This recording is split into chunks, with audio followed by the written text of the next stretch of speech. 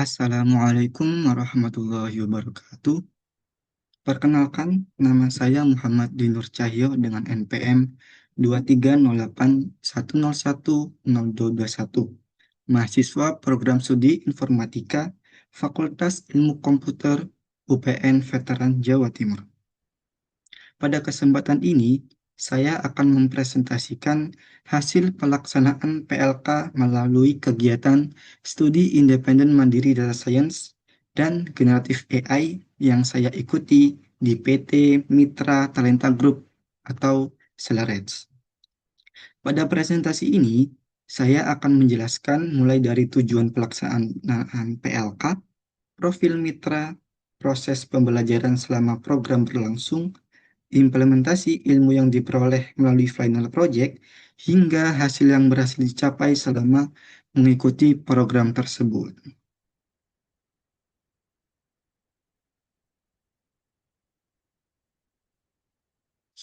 Sebelum membahas lebih jauh mengenai kegiatan yang saya lakukan, terlebih dahulu saya akan menjelaskan tujuan dari pelaksanaan PLK ini. Tujuan utama dari kegiatan ini yaitu sebagai sarana untuk meningkatkan kompetensi mahasiswa agar lebih siap menghadapi kebutuhan dunia industri yang saat ini berkembang sangat pesat. Melalui program ini, saya mempelajari berbagai bidang, mulai dari data science, machine learning, deep learning, hingga generatif AI, melalui pembelajaran yang berbasis praktek dan studi kasus. Selain memperoleh pemahaman teori, saya juga belajar bagaimana melakukan proses pengumpulan data, pengolahan data, analisis data, pembangunan model machine learning, hingga mengimplementasikan model tersebut menjadi sebuah aplikasi yang dapat digunakan oleh pengguna. Lalu, hal yang menurut saya paling berharga dari pengalaman ini adalah mengembangkan sebuah sistem secara end-to-end. Maksudnya, saya tidak hanya membuat model machine learning, tetapi juga terlibat mulai dari proses pengumpulan data, reprocessing, analisis data, pembangunan model, integrasi generatif AI, hingga deployment aplikasi menggunakan Streamlit. Di samping kemampuan teknis, program ini juga memberikan pengalaman dalam bekerja sama dalam tim, berdiskusi dengan mentor, mengelola waktu, serta menyelesaikan berbagai permasalahan yang muncul selama proses pengembangan proyek. Selain itu, kegiatan PLK ini juga memperoleh rekognisi sebesar 20 SKS yang diakui sebagai bagian dari kurikulum program studi informatika.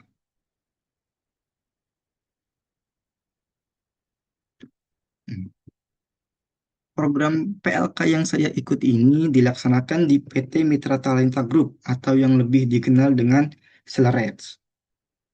Celereds merupakan perusahaan yang menyelenggarakan Celereds Acceleration Mastery Program atau yang biasa disingkat CAM. Program ini dirancang untuk membekali peserta dengan kompetensi yang relevan terhadap kebutuhan industri, khususnya di bidang data science dan generative AI. Program ini berlangsung selama kurang lebih 4 bulan, mulai dari tanggal 2 Maret sampai 22 Juni 2026. Seluruh kegiatan ini dilaksanakan secara daring melalui kombinasi pembelajaran sinkronus dan asinkronus. Pada asinkronus, peserta mengikuti pembelajaran secara langsung bersama trainer melalui Zoom meeting. Sedangkan pada sesi asinkronus, peserta mempelajari materi secara mandiri melalui modul yang telah disediakan atau mengerjakan assignment yang telah diberikan. Fokus materi pada camp ini yaitu data science, machine learning, deep learning, dan generative AI. Nah, setelah mengetahui profil organisasi mitra, saya akan menjelaskan bagaimana alur pelaksanaan program selama kurang lebih 4 bulan tersebut.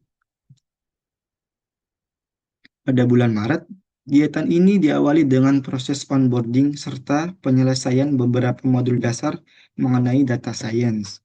Selanjutnya, pada bulan April, materi mulai memasuki pembahasan mengenai machine learning, deep learning, serta beberapa pelatihan soft skill yang bertujuan meningkatkan kemampuan komunikasi, kolaborasi, dan penyelesaian masalah. Nah, kemudian pada bulan Mei, pembelajaran mulai berfokus pada generative AI, prompt engineering, serta pengembangan aplikasi AI menggunakan LangChain dan RAG. Memasuki awal bulan Juni, peserta mulai mengembangkan final project yang dievaluasi melalui beberapa sesi checkpoint bersama mentor. Pada tahap ini, setiap tim mempresentasikan perkembangan proyek yang mereka kerjakan dan memperoleh berbagai masukan untuk penyempurnaan sistem. Nah, selanjutnya, pada akhir bulan Juni, ini dilaksanakan presentasi final project sebagai bentuk evaluasi akhir terhadap aplikasi yang telah dikembangkan. Seluruh rangkaian kegiatan kemudian tutup di dengan acara Graduation Day pada tanggal 22 Juni kemarin sebagai penutupan resmi program camp.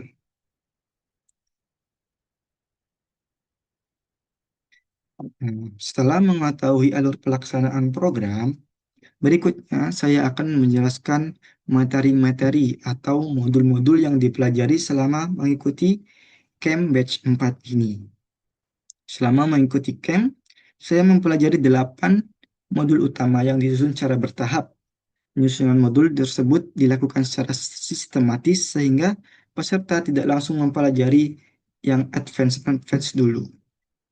Pembelajaran diawali dengan data science dan NLP fundamentals. Modul ini mempelajari dasar-dasar data science, mulai dari bagaimana data diolah menjadi informasi yang bermanfaat, peran seorang data science, hingga pengenalan natural language processing, beserta teknik text processing sederhana. Setelah memiliki pemahaman dasar tersebut, pembelajaran dilanjutkan ke statistical thinking for data. Modul ini mempelajari berbagai konsep statistika seperti statistik deskriptif, distribusi data, korelasi, serta uji hipotesis yang menjadi dasar dalam proses analisis data dan pembangunan model machine learning. Nah, selanjutnya pada modul Python, Git, dan Streamlit for Data, kita mulai mempelajari berbagai tools yang digunakan selama program. Kita belajar menggunakan Python untuk mengolah data, Git sebagai media version control, serta Streamlit untuk membangun aplikasi web berbasis data science yang interaktif. Nah, setelah menguasai dasar-dasar tersebut, pembelajaran memasuki modul Applied Machine Learning. Pada tahap ini, kita mempelajari bagaimana membangun model machine learning mulai dari proses pre-processing, feature engineering, pelatihan model, hingga evaluasi performa model. Berikutnya adalah Applied Deep Learning. Ini adalah modul yang memperkenalkan konsep neural network menggunakan TensorFlow dan Keras sehingga kita dapat memahami bagaimana deep learning dibangun untuk menyelesaikan permasalahan yang lebih kompleks. Selanjutnya, pada modul Generative AI, kita mempelajari konsep dasar LLM serta berbagai penerapan generative AI dalam membantu menyelesaikan berbagai kebutuhan pengguna. Agar penggunaan AI ini menjadi lebih optimal, pembelajaran kemudian dilanjutkan ke modul Prompt Engineering and Techniques. Pada modul ini, kita mempelajari bagaimana menyusun prompt yang efektif sehingga model AI mampu menghasilkan respons yang lebih akurat dan relevan sesuai kebutuhan pengguna. Terakhir, ada modul AI Apps with LangChain dan RAG. Seluruh materi yang telah dipelajari mulai diintegrasikan menjadi sebuah aplikasi AI yang lebih lengkap menggunakan LangChain dan RAG, sehingga model AI dapat memanfaatkan sumber informasi tambahan dalam menghasilkan jawaban. Seluruh modul tersebut dipelajari, peserta kemudian mengimplementasikan seluruh kompetensi yang telah diperoleh ke dalam final project mereka masing-masing. Nah, dengan demikian, pembelajaran selama program tidak berhenti pada teori saja, tetapi benar-benar diterapkan untuk membangun sebuah solusi berbasis Streamlit dan Artificial Intelligence atau AI. Hmm. Setelah mempelajari seluruh modul selama mengikuti camp, seluruh pengetahuan dan keterampilan yang diperoleh kemudian kita implementasikan ke dalam sebuah final project. Final project ini menjadi bentuk nyata dari penerapan materi yang telah dipelajari, mulai dari data science, machine learning, data mining, hingga generatif AI. Pada proyek akhir ini, saya bersama teman kelompok saya mengembangkan sebuah aplikasi berbasis web yang kami beri nama FitTrack AI. Ide pengembangan aplikasi ini berangkat dari meningkatnya kesadaran masyarakat terhadap pentingnya menjaga kesehatan. Saat ini, banyak orang sudah mulai memperhatikan pola makan, aktivitas olahraga, maupun kondisi kebugarannya. Nah, namun dalam praktiknya ini masih banyak yang mengalami kesulitan untuk menghitung kebutuhan kalori harian mereka, mencatat aktivitas makan dan olahraga secara konsisten, maupun memperoleh informasi kesehatan yang mudah dipahami. Untuk mewujudkan tujuan tersebut, aplikasi ini mengintegrasikan berbagai teknologi yang telah dipelajari selama program. Fitur-fiturnya kurang lebih ada klasifikasi tingkat kebugaran, peramalan berat badan, lalu ada menganalisis pola konsumsi makanan, lalu ada chatbot berbasis generatif AI. Setelah mengetahui gambaran umum mengenai aplikasi yang saya dan teman saya kembangkan, selanjutnya saya akan menjelaskan bagaimana proses pengembangan sistem tersebut dilakukan hingga akhirnya menjadi sebuah aplikasi yang dapat digunakan. Dalam mengembangkan FitTrack AI ini, kami menggunakan pendekatan data science secara end-to-end. Maksudnya, pendekatan ini dipilih agar setiap tahapan pengembangan dilakukan secara sistematis, mulai dari pengolahan data hingga aplikasi siap digunakan oleh pengguna. Tahapan pertama adalah pengumpulan dan pre-processing data. Tahap ini, kami mengumpulkan dataset yang dibutuhkan, seperti dataset body performance, untuk klasifikasi kebugaran serta data food log yang digunakan dalam analisis pola konsumsi makanan. Selanjutnya, kita lakukan proses pre-processing, seperti pembersihan data, standarisasi nama kolom, penanganan data yang kosong, serta transformasi data agar siap digunakan pada proses pemodelan. Nah, setelah data siap digunakan, kami melakukan exploratory data analysis atau EDA. Tahap ini digunakan untuk memahami karakteristik data, melihat distribusi setiap variabel, mengidentifikasi hubungan antar fitur, serta menemukan potensi permasalahan pada data sebelum dilakukan pembangunan model. Tahap berikutnya adalah pembangunan dan evaluasi model machine learning. Tahap ini kami membangun beberapa model sesuai dengan kebutuhan sistem, yaitu random forest untuk klasifikasi tingkat kebugaran, linear regression untuk peramalan berat badan, serta algoritma a priori untuk analisis pola konsumsi makanan. Setelah model selesai dibangun, proses dilanjutkan dengan integrasi chatbot berbasis generatif AI. Tahap ini aplikasi dihubungkan dengan model AI sehingga pengguna dapat berinteraksi menggunakan bahasa alami dan memperoleh jawaban maupun rekomendasi yang lebih interaktif. Lalu tahapan terakhir adalah deployment aplikasi menggunakan Streamlit. Nah, seluruh komponen mulai dari database, model machine learning, algoritma data mining, hingga chatbot AI diintegrasikan ke dalam satu aplikasi web sehingga seluruh fitur dapat digunakan secara terpadu.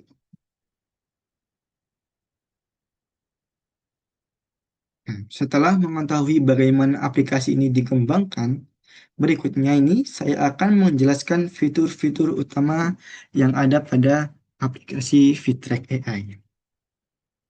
Apabila dilihat dari sudut pandang user, proses penggunaan aplikasi dimulai dari penghitungan kebutuhan kalori harian. Melalui fitur ini, pengguna dapat mengetahui estimasi kebutuhan kalorinya berdasarkan usia, jenis kelamin, tinggi badan, berat badan, serta tingkat aktivitas yang dimiliki. Selanjutnya, ada fitur pencatatan makanan dan olahraga. Ini untuk mencatat aktivitas sehari-hari. Lalu ada fitur klasifikasi tingkat kebugaran menggunakan random forest. Berdasarkan data kesehatan yang dimasukkan, sistem akan memprediksi kategori kebugaran pengguna sehingga pengguna memperoleh gambaran mengenai kondisi fisiknya. Selain itu, aplikasi ini juga menyediakan fitur peramalan berat badan menggunakan linear regression. Dengan adanya fitur ini, user dapat melihat prediksi tren perubahan berat badan sehingga perkembangan mereka ini dapat dipantau secara berkala. Lalu ada fitur analisis pola konsumsi makanan. Ini menggunakan algoritma a priori. Fitur ini menganalisis data konsumsi makanan user untuk menemukan kombinasi makanan yang sering dikonsumsi secara bersamaan, sehingga dapat memberikan informasi mengenai kebiasaan makan si user ini. Lalu ada fitur chatbot berbasis generatif AI. Melalui chatbot ini, user dapat bertanya mengenai pola makan, olahraga, maupun kesehatan, kemudian memperoleh jawaban yang lebih interaktif menggunakan bahasa yang alami. Oke, selanjutnya saya akan mendemokan aplikasi dari Final Project yang sudah saya dan teman kelompok saya kerjakan. Ini adalah halaman awal dari saat kita membuka aplikasi ini. Lalu di sini ada login. Login ini memerlukan username dan password. Saya mulai dari register saja. Nah, ini kita get started. Kita masukkan username, misal nama Jaka. Passwordnya terserah. Next. Oh, ini salah. Baik, kita lihat.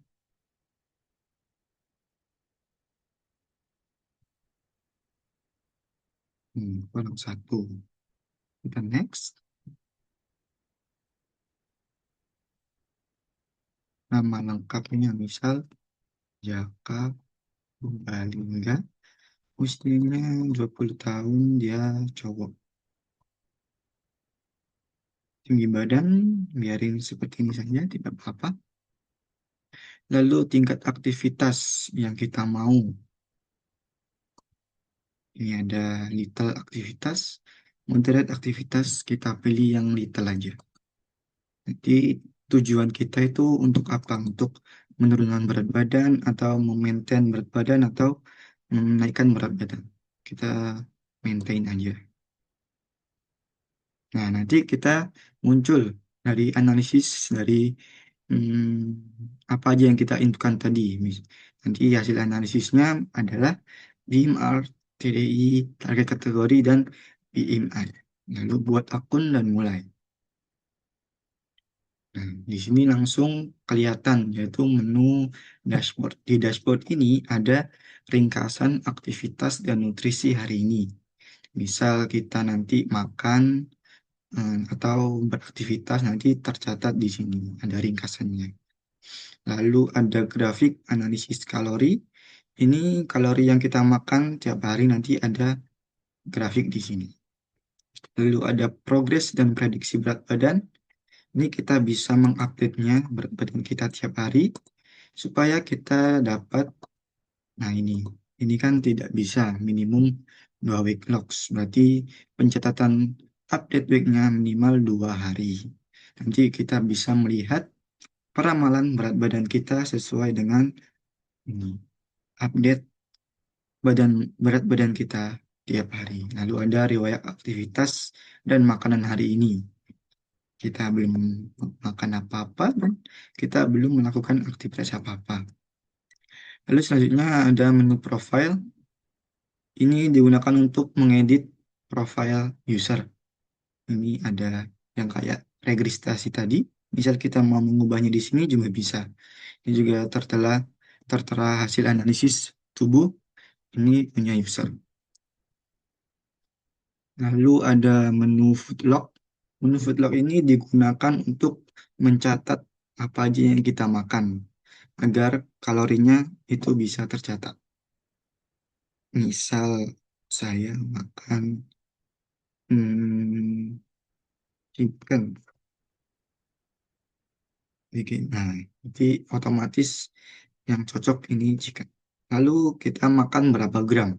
Misal 100 gram, lalu kita sarapan, makan siang, atau makan malam, atau cuma ini buat snack aja. Kita pilih yang sarapan. Pencet catat makanan. Nah, nanti kita lihat di meal suggestion. Ini adalah kalori harian yang kita butuhkan hari ini. Kita masih kurang 998 kalori. Nanti kita akan disarankan makan apa aja yang memenuhi kalori harian tadi. Lalu ada food history. Ini adalah hmm, histori makanan dari yang sudah kita makan. Jadi nanti akan tertulis di sini. Tadi kita sudah makan barbecue chicken dengan ini ada kalorinya berapa, proteinnya berapa, karbohidratnya berapa, dan fatnya berapa. Lalu ada Food Association Rules. Ini digunakan untuk mengetahui pola makan yang sering kita lakukan. Jadi, misal kita makan nasi dengan ayam atau nasi dengan sayuran. Jadi, kita bisa melihat kebiasaan kita makan apa aja itu. Nah, karena tadi kita masih satu aja yang kita makan, jadi tidak bisa menggunakan personal food logs. Kita pakai yang sample food histories dataset saja. Kita analyze. Nah, setelah itu kita akan melihat hasil dari association rules mining. Ini adalah biasanya kita makan apa, sama apa, makan apa, sama apa. Kita bisa lihat, biasanya kita makan roti, berarti kemungkinan besar kita juga makan telur. Begitu sebaliknya, biasanya kita makan telur, kemungkinan besar kita juga makan roti. Seperti itu. Lalu di sini ada makanan yang sering kita makan. Jadi ada grafik di sini, diagram batang. Hmm, Semakin panjang berarti semakin sering kita makan. Ini ada apple. Selanjutnya kita masuk pada menu activity log. Activity log ini digunakan untuk mencatat aktivitas kita yang kita lakukan. Misal, kita sudah melakukan aktivitas apa? Ada berjalan, lari, bersepeda, atau renang, atau dan lain-lain. Saya inginnya berjalan. Durasinya yaitu 60 menit. Intensitasnya medium saja. Kita catat. Nah, nanti akan ada kalori yang sudah kita sudah kita bakar. Ini 171 kalori. Di sini juga ada activity historinya, jadi kita bisa melihat histori dari aktivitas yang sudah kita lakukan. Lalu masuk pada menu fitness level classifier. Ini digunakan untuk memprediksi tingkat kebugaran dari user tersebut. Ini kita bisa mengisi data terlebih dahulu. Berat badan, tekanan darahnya berapa, lalu tekanan darah sistoliknya berapa, kekuatan genggaman, kelenturan, lalu sit up per menit atau dan lompatan lebarnya berapa senti. Kita bisa edit per menit misal 45. Kekuatan genggaman jadi 60. Lalu kita bisa prediksi tingkat kebugaran. Nanti muncul dari hasil klasifikasinya yaitu C atau average. Nanti ada muncul rekomendasi juga. Jadi nanti misal lihat D atau C atau B, nanti kita mulai rekomendasi. Tingkatan, coba tambahkan latihan kardio 3 kali seminggu dan perbaiki pola makan. Lalu menu eh, lalu masuk pada menu AI chatbot. Ini kita bisa menanyakan tentang makan atau tentang aktivitas yang bagus buat menjaga kesehatan dari tubuh kita. Misal, hmm, saya mau menanyakan, hmm, sarankan, sarankan Hmm, coba beri saya saran untuk makanan dan aktivitas hari ini.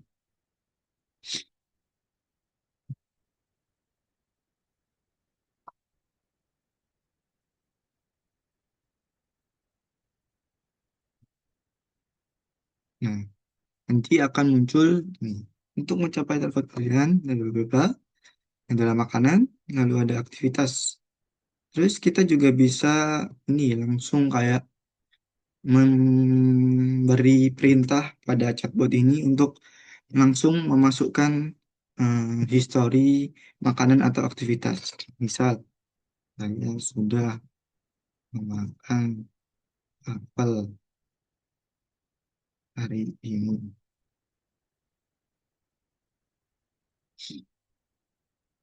Nah, nanti chatbotnya akan menyarankan apakah saya ingin mencatat konsumsi apel ini dilakukan dengan kamu? Iya, nah, belum.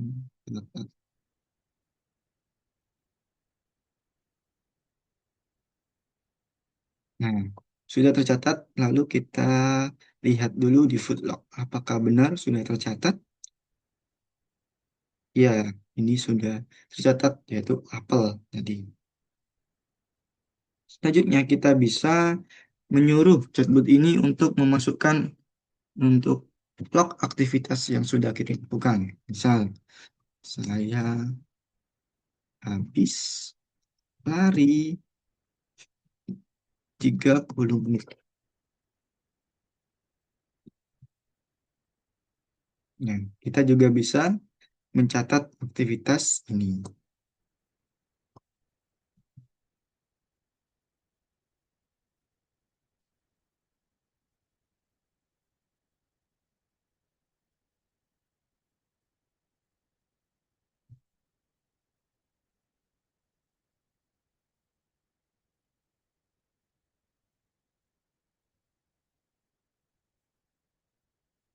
Kita bisa lihat di activity log. Nah, berarti tadi sebelum kita menyuruh, ternyata chatbotnya sudah menginputkan ke activity lognya.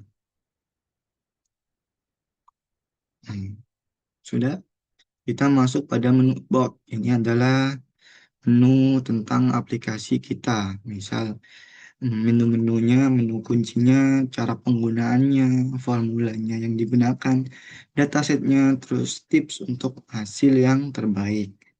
Sudah kita selesai. Nah, ini ya. Di dashboard tadi, nah kita bisa melihat ringkasan aktivitas dan notis hari ini.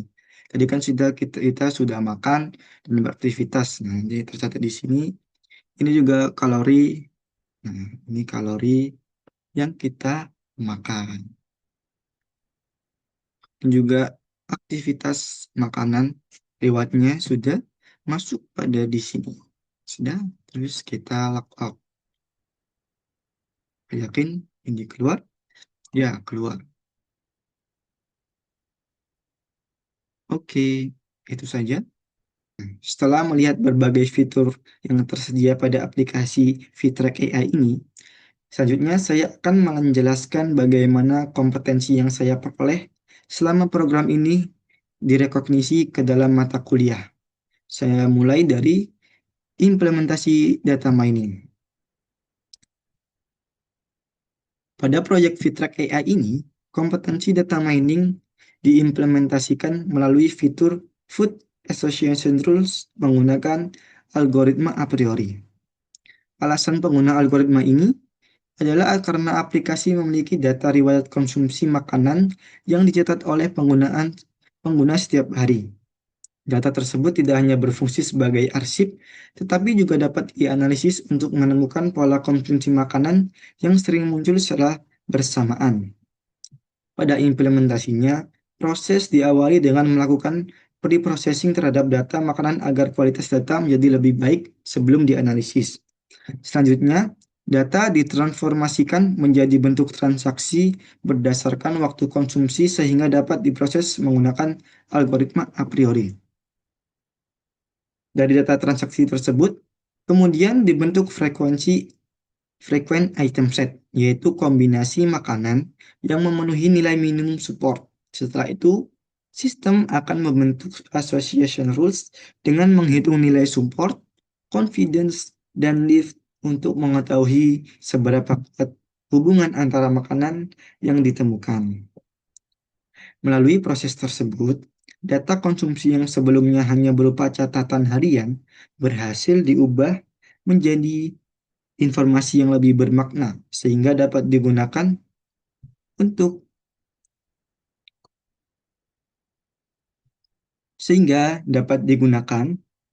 memahami kebiasaan makanan pengguna maupun sebagai dasar pengembangan fitur rekomendasi di masa mendatang. Lanjut.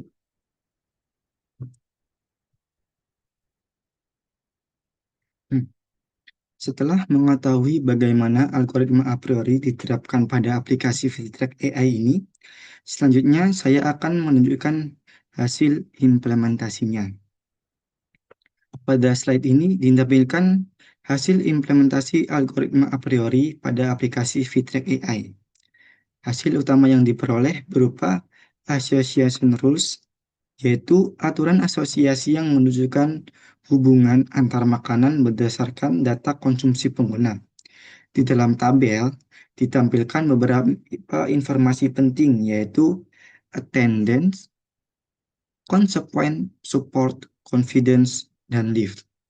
Secara sederhana, antecedent merupakan makanan yang menjadi kondisi awal, sedangkan consequent merupakan makanan yang memiliki keterkaitan dengan makanan tersebut. Sementara itu, nilai support menunjukkan seberapa sering kombinasi makanan tersebut muncul pada seluruh transaksi. Lalu nilai confidence ini menunjukkan tingkat keyakinan bahwa apabila makanan pada antecedent dikonsumsi, maka makanan pada konsekuen juga cenderung dikonsumsi. Sedangkan lift digunakan untuk melihat seberapa kuat hubungan kedua makanan tersebut saat dibandingkan. Apabila keduanya muncul secara kebetulan, semakin besar nilai lift, maka hubungan antar makanan tersebut semakin kuat. Nah, selain tabel association rules ini, aplikasi juga menampilkan visualisasi popularitas makanan dalam bentuk grafik. Visualisasi ini memudahkan pengguna untuk maupun pengguna maupun pengembang dalam melihat makanan apa saja yang paling sering dikonsumsi sehingga hasil analisis menjadi lebih mudah dipahami. Melalui implementasi ini, data konsumsi makanan yang awalnya hanya berupa kumpulan data berhasil diubah menjadi informasi yang memiliki nilai tambah. Informasi tersebut dapat dimanfaatkan untuk memahami pola konsumsi pengguna sekaligus mendukung pengembangan fitur-fitur berbasis data pada aplikasi.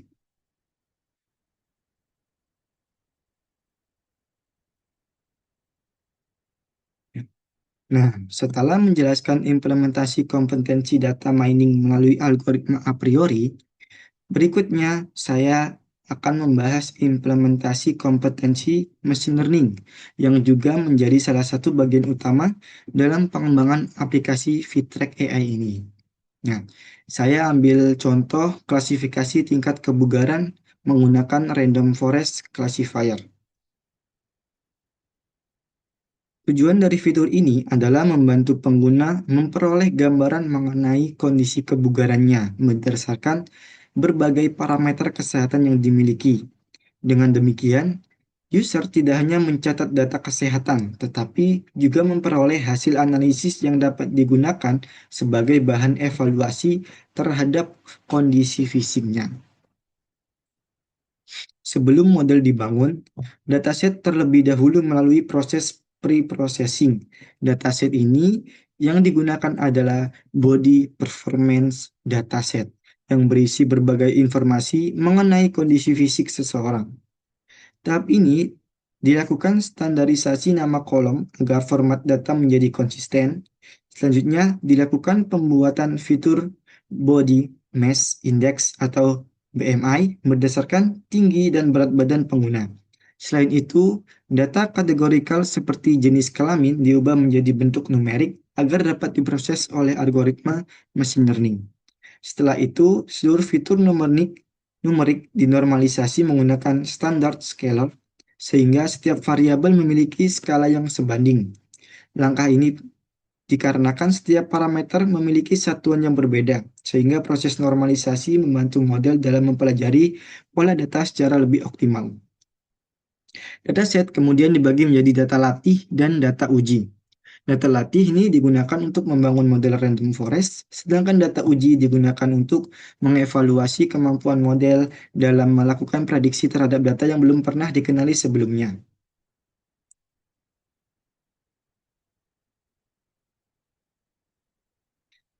Setelah mengetahui bagaimana model machine learning dibangun, berikutnya ini saya akan menunjukkan bagaimana model tersebut diimplementasikan dalam aplikasi ini. Prosesnya dimulai ketika pengguna memasukkan berbagai data kesehatan melalui interface aplikasi. Data tersebut meliputi usia, jenis kelamin, tinggi badan, berat badan, tekanan darah, presentase lemak tubuh, kekuatan genggaman tangan, jumlah sit up, sit and bend, berat jam, serta beberapa parameter lainnya. Setelah data tersebut diisi, user cukup menekan tombol prediksi. Nanti sistem akan memproses data tersebut menggunakan model random forest classifier yang sebelumnya telah dilatih. Hasil prediksi ini ditampilkan dalam bentuk kategori tingkat kebugaran, yaitu excellent, good, average, atau poor. Melalui hal tersebut, pengguna dapat mengetahui kondisi kebugarannya secara lebih cepat dan objektif. Ini saya ambil contoh dapat tingkat kebugaran yaitu C atau average. Informasi ini tersebut diharapkan dapat membantu user dalam mengevaluasi pola hidupnya serta menjadi dasar dalam menentukan langkah yang tepat dapat dilakukan untuk meningkatkan kebugaran tubuh.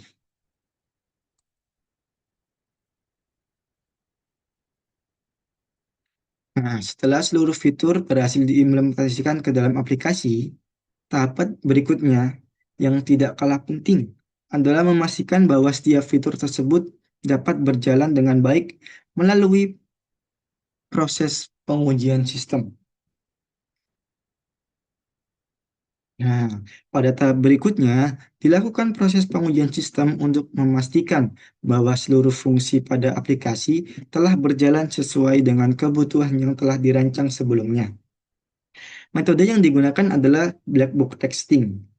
Black box testing. Metode ini dipilih karena pengujian difokuskan pada fungsi aplikasi dari sudut pandang user, tanpa melihat bagaimana kode program di dalam sistem bekerja.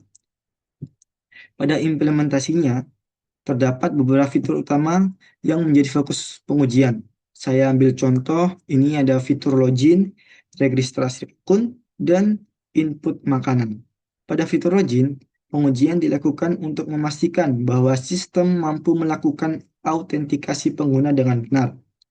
Beberapa skenario yang diuji meliputi login menggunakan data yang benar, password yang salah, maupun kondisi ketika terdapat data yang belum diisi. Pengujian selanjutnya adalah terhadap fitur registrasi akun. Pengujian ini bertujuan memastikan bahwa data pengguna berhasil divalidasi dan disimpan ke dalam database sesuai dengan ketentuan yang telah ditetapkan. Kemudian dilakukan pengujian terhadap fitur input makanan. Pengujian ini memastikan bahwa data makanan yang dimasukkan pengguna dapat tersimpan dengan benar ke dalam database, sehingga nantinya dapat digunakan oleh fitur-fitur analisis lainnya.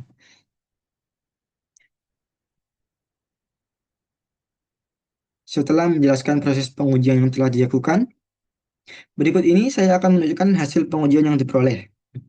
Berdasarkan seluruh skenario pengujian yang telah dilakukan, dapat dilihat bahwa setiap fitur berhasil memberikan hasil sesuai yang diharapkan. Pada fitur login, sistem berhasil melakukan autentikasi ketika pengguna memasukkan data yang benar, serta mampu menampilkan pesan kesalahan apabila data yang dimasukkan tidak sesuai. Lalu, pada fitur registrasi, seluruh data pengguna berhasil divalidasi dan disimpan ke dalam database. Sistem juga mampu menangani kondisi ketika terdapat data yang belum lengkap maupun data yang tidak memenuhi ketentuan. Kemudian pada fitur input makanan, pengujian menunjukkan bahwa seluruh data makanan berhasil tersimpan dengan baik ke dalam database dan selanjutnya dapat digunakan oleh fitur analisis pola konsumsi makanan. Hasil pengujian tersebut menunjukkan bahwa seluruh fitur utama pada aplikasi telah berjalan sesuai dengan kebutuhan fungsional yang telah dirancang. Selain itu, pengujian ini juga memastikan bahwa integrasi antar muka aplikasi, database, model machine learning, serta komponen AI dapat berjalan dengan baik sebagai satu kesatuan sistem. Selain proses pengembangan dan pengujian aplikasi, selama mengikuti program camp, saya juga mengikuti berbagai kegiatan pembelajaran, mentoring, evaluasi proyek, hingga presentasi akhir. Beberapa dokumentasi kegiatan tersebut saya tampilkan pada slide ini. Selama kurang lebih 4 bulan, kegiatan yang kami lakukan tidak hanya berfokus pada penyampaian materi, tetapi juga melibatkan berbagai aktivitas yang dirancang untuk memberikan pengalaman belajar yang mendekati dunia kerja. Program diawali dengan kegiatan onboarding, di mana seluruh peserta diperkenalkan dengan alur pembelajaran, target kompetensi yang harus dicapai, serta mekanisme pelaksanaan program. Lalu kami mengikuti berbagai sesi pembelajaran bersama trainer yang membahas materi data science, machine learning, deep learning, dan lain-lain. Selain itu, kami juga mengikuti sesi mentoring bersama mentor. Dari sisi ini, kami berdiskusi mengenai pengembangan final project, menyampaikan kendala yang kita hadapi, serta memperoleh berbagai masukan untuk penyempurnaan aplikasi yang sedang kita kembangkan. Program ini juga memberikan pelatihan soft skill seperti komunikasi, kerja sama tim, presentasi, dan problem solving. Materi tersebut sangat membantu karena dalam pengembangan sebuah sistem tidak hanya dibutuhkan kemampuan teknis, tetapi juga kemampuan bekerja sama dan berkomunikasi secara efektif.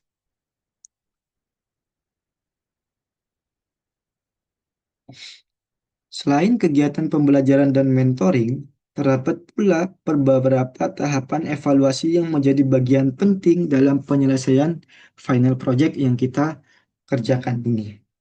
Pada setiap checkpoint, masing-masing tim mempresentasikan perkembangan aplikasi yang sedang dikembangkan, mulai dari fitur yang telah selesai, kendala yang dihadapi, hingga rencana pengembangan pada tahap berikutnya. Melalui sisi ini, kami memperoleh banyak masukan, baik mengenai implementasi fitur, penggunaan algoritma, maupun penyempurnaan interface aplikasi. Setelah seluruh proses pengembangan selesai, kami mengikuti kita harus membuat presentasi mengenai final project kita. Pada tahap ini, setiap tim akan mendemokan aplikasi yang telah dibuat sekaligus menjelaskan teknologi yang digunakan.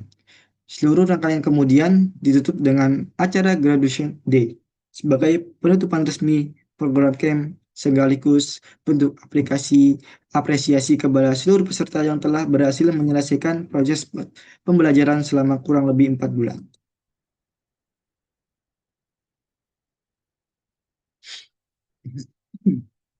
Setelah melalui seluruh rangkaian pembelajaran, pengembangan aplikasi, hingga presentasi akhir, tentunya terdapat berbagai pencapaian yang berhasil kita peroleh selama mengikuti program ini. Pencapaian tersebut tidak hanya berupa hasil akademik, tetapi juga pengalaman yang sangat berharga dalam mempersiapkan diri menghadapi dunia kerja.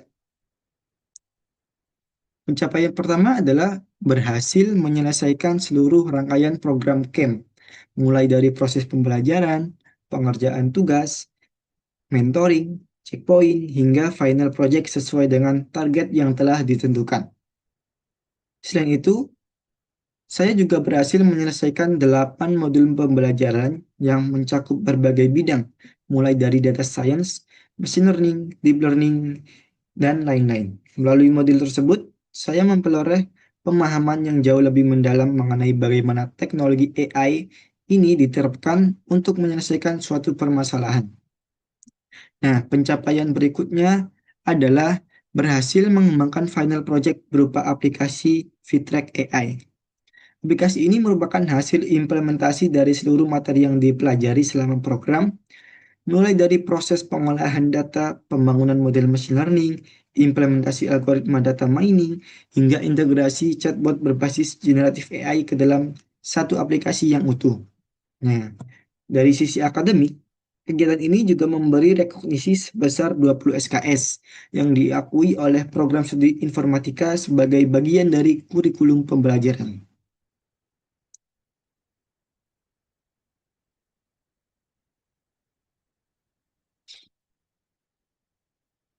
Setelah menyelesaikan seluruh rangkaian kegiatan PLK ini, saya menyadari bahwa program ini memberikan pengalaman belajar yang sangat berbeda dibandingkan pembelajaran yang saya peroleh di perkuliahan.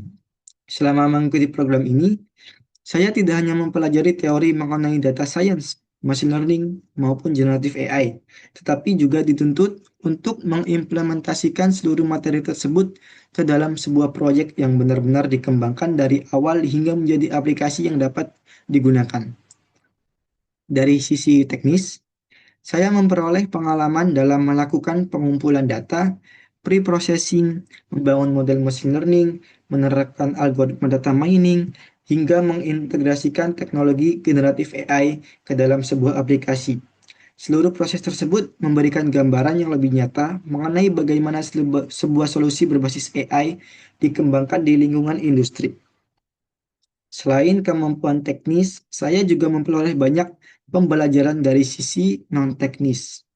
Selama mengerjakan final project, saya belajar bagaimana bekerja sama dalam tim, membagi tugas sesuai tanggung jawab masing-masing, berdiskusi ketika menghadapi kendala, lalu kita juga menyampaikan hasil pekerjaan melalui presentasi dan evaluasi bersama mentor. Bagi saya pribadi, pengalaman tersebut menjadi salah satu hal yang paling berharga karena saya belajar bahwa pengembangan sebuah sistem tidak hanya bergantung pada kemampuan pemrograman atau teknis, tetapi juga membutuhkan komunikasi yang baik, kemampuan berkolaborasi, serta kemauan untuk terus belajar dan menerima masukan dari orang lain. Oleh karena itu, saya merasa bahwa kegiatan PLK ini tidak hanya meningkatkan kompetensi saya sebagai mahasiswa informatika, tetapi juga memberikan bekal yang lebih baik untuk menghadapi dunia kerja, khususnya di bidang data science dan AI.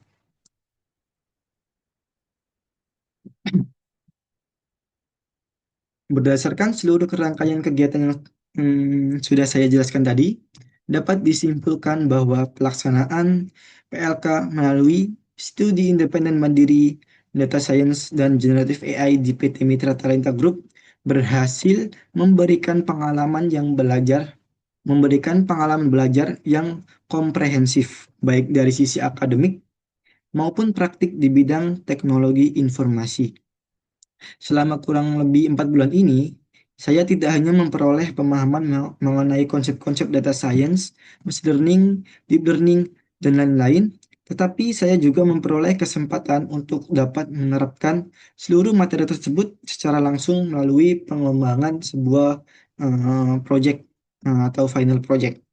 Melalui final project ini, saya bersama tim atau teman kelompok saya berhasil mengembangkan sebuah aplikasi yang mengintegrasikan berbagai teknologi seperti algoritma a priori, random forest, linear regression, serta generative AI sebagai chatbot interaktif yang mampu memberikan rekomendasi kesehatan kepada user. Nah, selain itu, melalui proses pengujian yang telah dilakukan, seluruh fitur utama aplikasi ini dapat berjalan sesuai dengan kebutuhan yang telah dirancang. Hal ini menunjukkan bahwa aplikasi tidak hanya berhasil dikembangkan dari sisi teknis, tetapi juga telah memenuhi aspek fungsional sehingga siap digunakan oleh pengguna. Nah, di luar pencapaian teknis tersebut, saya juga memperoleh banyak pengalaman yang sangat berharga, seperti kemampuan bekerja dalam tim, berkomunikasi secara profesional, mengelola waktu, menyelesaikan permasalahan selama proses pengembangan, serta menyampaikan hasil pekerjaan melalui presentasi dan diskusi. Oleh karena itu, saya merasa bahwa kegiatan PLK ini berhasil mencapai tujuan yang telah ditetapkan di awal, yaitu meningkatkan kompetensi teknis maupun non-teknis, sekaligus memberikan bekal yang lebih baik bagi saya untuk menghadapi dunia kerja di bidang data science dan AI ini.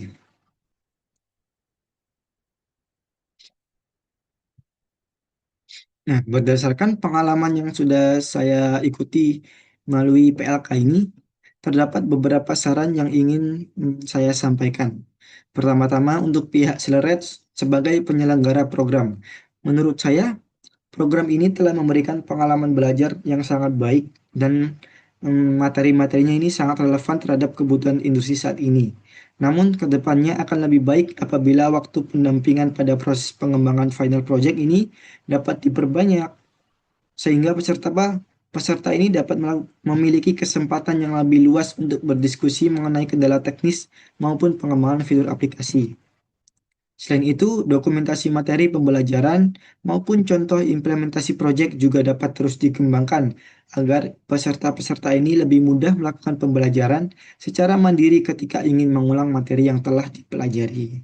Selanjutnya, saya berharap kerjasama antara perguruan tinggi dan mitra industri seperti ini dapat ditingkatkan. Program seperti CAMP ini memberikan kesempatan kepada mahasiswa untuk memperoleh pengalaman yang tidak hanya bersifat akademik, tetapi juga memberikan gambaran nyata mengenai proses kerja di dunia industri melalui pembelajaran berbasis proyek. Saya pribadi juga berharap semakin banyak proyek yang dikembangkan berdasarkan permasalahan nyata di masyarakat ini maupun di industri, sehingga peserta tidak hanya mempelajari teknologi, tetapi juga belajar menghasilkan solusi yang benar-benar memberikan manfaat.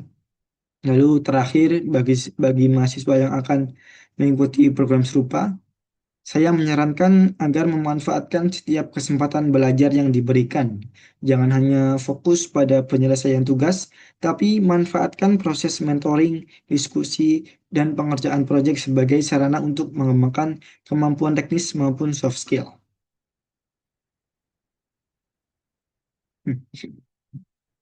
Demikian presentasi program hasil camp ini. Melalui kesempatan ini, saya ingin mengucapkan terima kasih kepada PT Mitra Talenta Group atau Celereds, seluruh trainer dan mentor yang telah memberikan ilmu, bimbingan, serta pengalaman yang sangat berharga selama mengikuti program studi independen mandiri ini.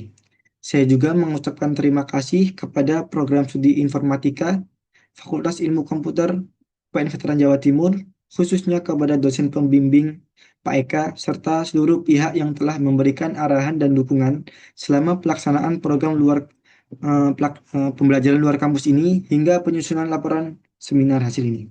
Membesar harapan saya bahwa pengalaman dan kompetensi yang saya peroleh selama mengikuti program ini dapat menjadi bekal untuk terus mengembangkan diri baik dalam dunia akademik maupun ketika nantinya memasuki dunia profesional. Saya menyadari bahwa dalam pelaksanaan program ini maupun penyusunan laporan masih terdapat kekurangan. Oleh karena itu, saya sangat terbuka terhadap kritik dan saran yang membangun sebagai bahan evaluasi dalam pengembangan diri di masa yang akan datang. Akhir kata, saya mengucapkan terima kasih atas perhatian serta mohon maaf apabila terdapat kekurangan dalam penyampaian saya. Terima kasih. Wassalamualaikum warahmatullahi wabarakatuh.